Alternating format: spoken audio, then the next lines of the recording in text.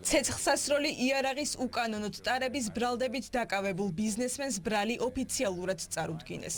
პროკურატურა გიორგი რამიშვილის იგივე ზარალს პატიმრობას ითხოვს. დროებითი მოთავსების იზოლატორში მყოფი ბიზნესმენი საქმის დეტალებზე ჯერჯერობით არ საუბრობს, თუმცა, როგორც მისი ადვოკატი ამბობს, აეროპორტში მომხდარს რამიშვილი გაუთვალისწინებელ შეცდომას უწოდებს. ის რა ფაქტიც მოხდა არის სიტყვის გამოძებნა ძალიან მიჭირს შეცდომის თუ დაუდევრობის შედეგი. ყოველ შემთხვევაში ამ დეტალებს მას შემდგომ რაც განმარტებას გააკეთებს ბატონი გიორგი სიტყვასიტყვით გადმოგვცემ. ბატონი გიორგი რამიშვილის პოზიცია არის, რომ მომხდარი ინციდენტი, ფაქტი არანაირად არ უკავშირდება არანაირ პოლიტიკურ პროცესებს. 58 წლის ბიზნესმენი, რომელიც თბილისიდან პარიზში მიფრინავდა აეროპორტში გუშინ, მას შემდეგ დააკავეს, რაც ბარგის სკანერით შემოწმების მის ჩანთაში ცეცხლსასროლი იარაღი, მჭიდი და ვაზნები აღმოაჩინეს. მის დაკავებას რომ არანაირი პოლიტიკური მოტივი არ ჰქონია, ამას მისი ოჯახის წევრებიც ადასტურებენ. ამბობენ, რომ აეროპორტში ბარგის სკანერით შემოწმების დროს ბიზნესმენმა შეცდომით ის ხელჩანთა წარადგინა, სადაც მას შენახვის, თუმცა არატარების უფლებით რეგისტრირებული ცეცხლსასროლი იარაღი ედო. ერთადერთი რაც შემიძლია გაგიდასწოროთ, არავითარი პოლიტიკური არ არის. საფრანგეთში ცხოვრობს ეს და პარიზში ბრუნდებოდა. შეეშალა თვითონ ჩანდა.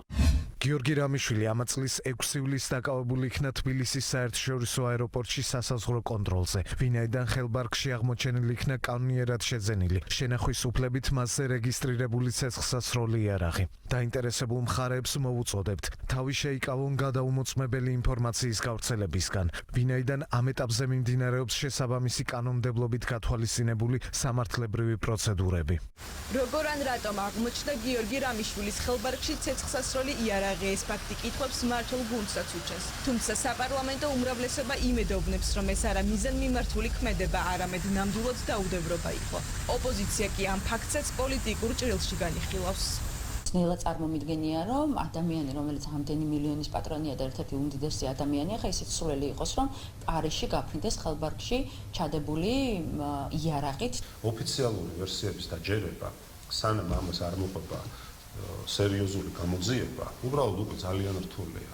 ხა არ ვიცი რა გითხრათ. შეიძლება ქონდა მართლაც ეს იარაღი და რა თუ ქონდა, აქამდეც ეკნებოდა დიდი ალბათობით და რაღაცნაირად დღეს გახდა საჭირო ეს იარაღის გამო დაჭერა. ფაქტია, აეროპორტში ჩვეულებრივი უსაფრთხოების შემოწმების დროს, რასაც ყველა მოქალაქე გავდივართ ხოლმე, ამ შემოწმების დროს მის ხელბარგში აღმოჩნდა იარაღი. რატო აღმოჩნდა? ეხლა ეს მან თავად უნდა განმარტოს, მაგრამ გასაგებია, რომ თვითფინანსში იარაღს არავინ არ აატარებს. თავად ოჯახი ავრცელებს ინფორმაციას, რომ დაუდევრობით შეიძლება აღმოჩნდა ის იარაღი. ყველგან პოლიტიკას ეძებენ, რა თქმა უნდა, რადიკალური ეგრეთ წოდებული ოპოზიციის წარმომადგენლები, მაგრამ ამ ეტაპზე რაც ვიცით და ინფორმაცია რაც არის, ეს არის მოცემულობა და ანაჩის აქაც რა თქმა უნდა გამოძიება დაადგენს. თქვათ, მას ჰქონდა თბილისის აეროპორტში გავლენები ისეთი რომ შეიძლება იარაღი გაეტანა, ხო? პარიზის აეროპორტში ხო ვერ შეიტანა.